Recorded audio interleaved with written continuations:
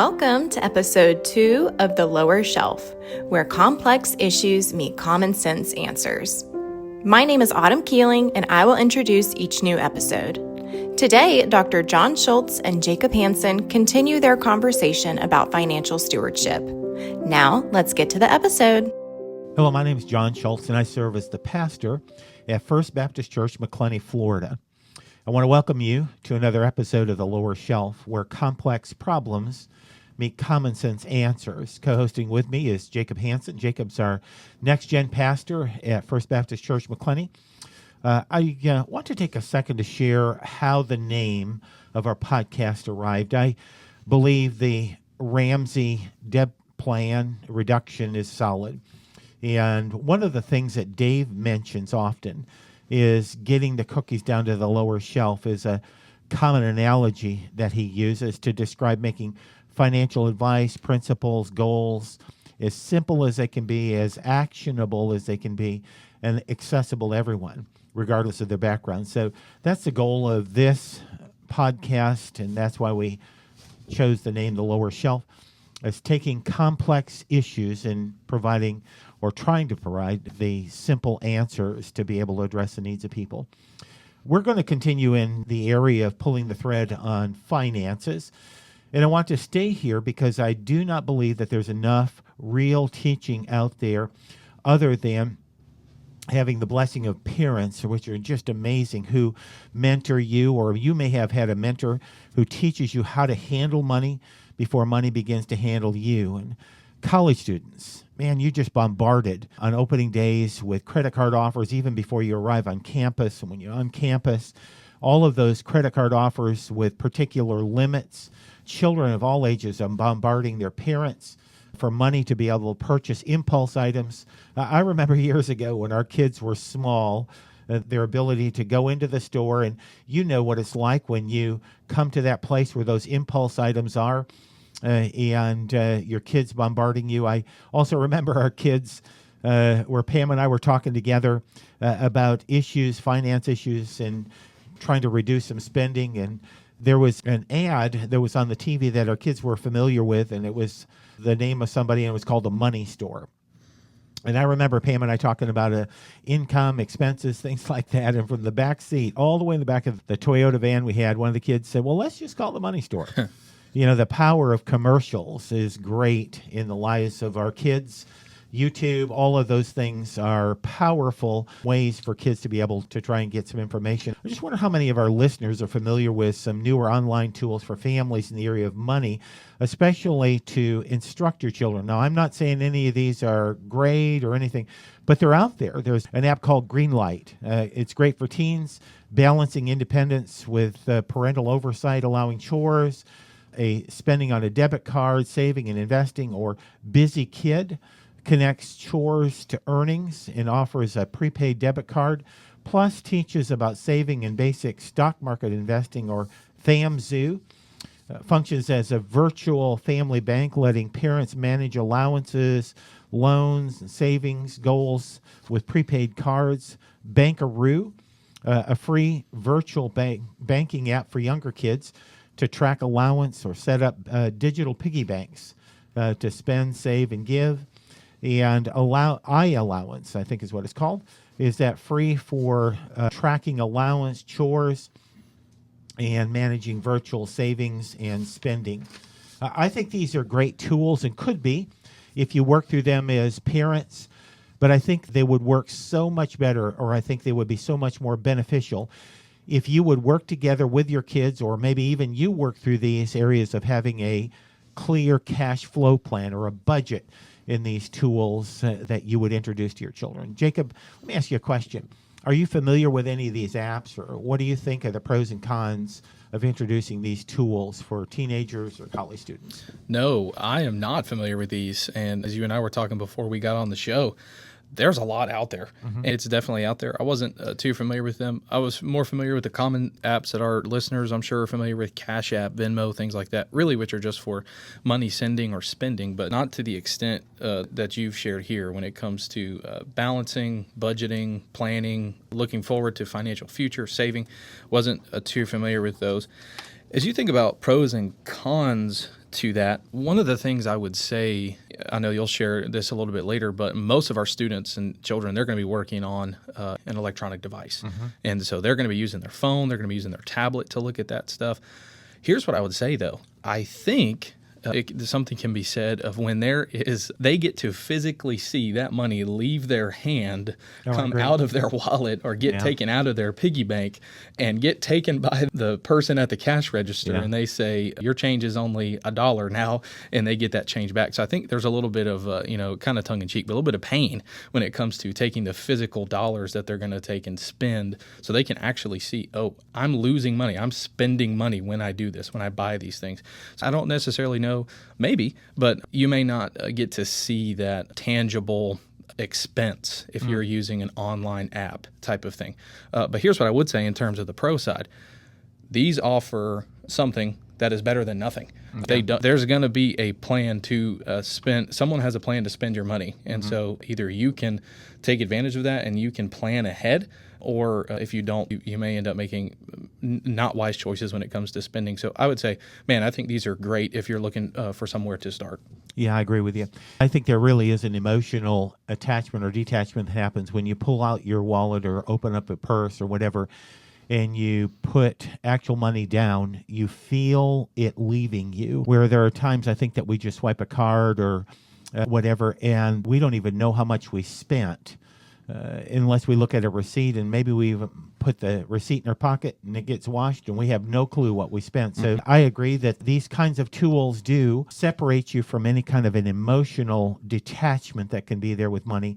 I think society's trying to push us to cashless.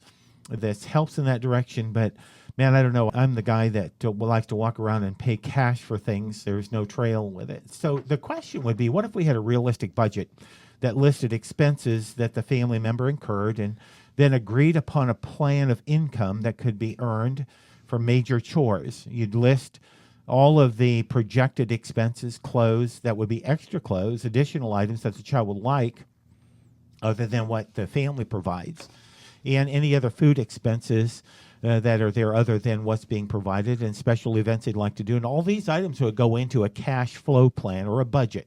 Next, you'd list any income that they'd be able to earn. And I do believe there is value in being able to price out particular additional chores that they would do. But I'm a firm believer the kids need to have, of all ages, if you're living in the house, you should have responsibilities. You should have chores that you're assumed to, that you're responsible for, just simply because you have room and board provided for you. But there could be additional things that you agree on a compensation for. And you add all these up, expenses and income, and this is the beginning of a budget or realized needs. And then you'd use this to establish a budget. You'd include giving, saving, spending in all your categories. When you have a debt, you'd include this as part of your cash flow plan. And in our next episode, we're really going to talk in the area of debt and examine that and why debt is something to be avoided if we can. And after you have this plan together, examine an app that may work for your family. And I love technology, as I shared with Jacob earlier. I've kind of been a slow adopter in some of this technology, even though I love technology, been a slow adopter in this area. I know probably a lot of our listeners do Apple Pay, Google Pay, and most of our Gen A, Z, and millennials that would be listening to this really use those if they have the opportunity to use those. Those are the things that are pretty common to them. Jacob, let me ask you another question. Why do you feel that having a budget first may be important in this? Yeah, so it's interesting. As we were preparing for this episode, the word budget comes from a Latin word which means a leather bag or a wallet. And the reason I bring that up is because your budget sets the parameters or the floor and the ceiling of what you have coming in, how much you can spend in order to do what my parents used to say, living within your means. So to illustrate that, think about a field goal kicker in the NFL. They've got to get that ball through the upright. They've got to get it in there to make the field goal. That's your budget. The field goal is your budget. It tells you, okay, here are the parameters that I have to stay within in order to make good, wise financial decisions. There are boundaries that are there. Absolutely. Mm-hmm. And so to say all of that, your budget is your plan. because Pastor, you've mentioned time and time again when you meet with people and you work through the Dave Ramsey material, or you work even through premarital counseling, that everyone has a plan for your money. And so you have to plan, okay, here is how I'm going to manage these funds. Here's how I'm going to be financially responsible. And so that budget really is that guide that helps you make those wise financial decisions. I agree. As a church, we're able to do what we do and function the way we do because every year we put a spending plan together, a budget, as best as we can, and then we project the income that'll be needed to meet those spending costs. If we had debt, we'd put a part of that budget there to be able to retire that debt. And I just think that every church relies on people who give sacrificially to support the work. We're not funded by any government agency, and we're funded by people who are, in most cases, church members who give. They give sacrificially. I just want to touch briefly on something that you said in the last episode, and you talked about how your family taught you that giving to the church was natural, and it was a natural thing for you. You're blessed to have those kinds of influencers in your life. We have been blessed as a church here, and Pam and I have been blessed as well along the way to be able to give back to the work. And I believe the scripture says very clearly that we're to give not grudgingly or under compulsion, for God loves a cheerful giver. I do believe that Jesus did not abolish the command to tithe. He removed the legal got to obligation and exchanged this with a get to. And Pam and I both have been individuals who really, for years, have both been sold out that a tithe and an offering were ones that we just were actively involved in. A tithe simply is 10% of your income, and you decide whether you want that to be out the gross or the net or whatever. I don't know if that matters as much as the tithe goes to your church home. It doesn't go to wherever you direct it to go. If you're involved in a local church, that 10% should go to your church home. And then an offering is what you give that's over and above that. That may be something that God's laid on your heart to give, a mission project, camps, those kinds of things is given for a particular time frame. But that's over and above a tithe. And I think that that's something that we look back, Pam and I do, and we just got to the place that we knew that we couldn't afford not to tithe. And the math doesn't always work. It just doesn't. There are times I think that Pam and I would both say, Pam's my wife, and I would say, both of us would say, there's no way that we can afford to tithe. And we just got to the place that we said we can't afford not to. And we made that a commitment. So it came right off the top. That's the first thing we do. And it's not the last thing we do. There would never be enough money. So we did it right off the top, the first check or the first deduction that we made.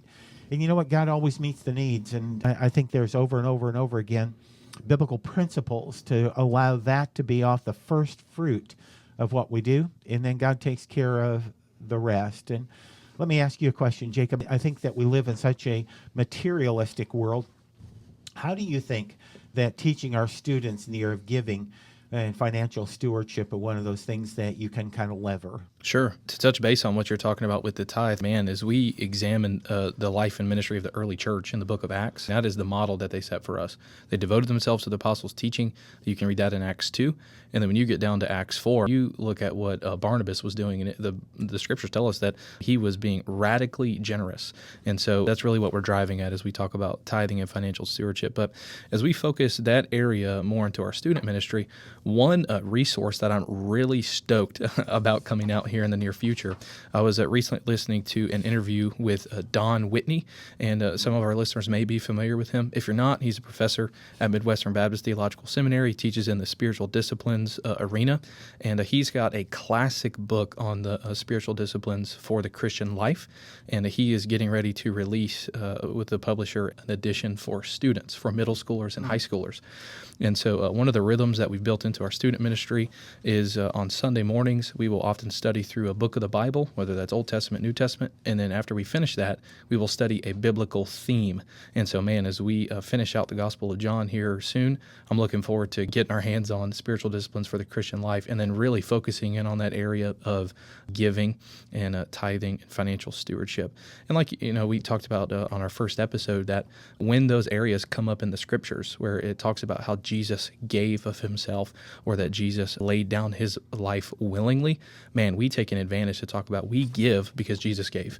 And so just really focusing on areas in the scriptures where it comes up, and we have the opportunity to talk about financial stewardship. I'd say to you as well that if you happen to be listening, you have younger children, you can go to Ramsey.com in their Smart Money for Kids, and it is a fabulous tool that can be done in the home to bring those biblical principles, why that having a good conversation with your kids, regardless of the age, man, that Smart Money for Kids can be done from kindergarten on up, teaching your children giving, saving, spending, and the ability as well of charitable giving, teaching that at an early age, and even putting 3 different structures together that when you give your son or daughter or grandson or granddaughter a certain amount of money, urging them to divide that up so that they can get in the habit of being able to do that is just a real cool deal.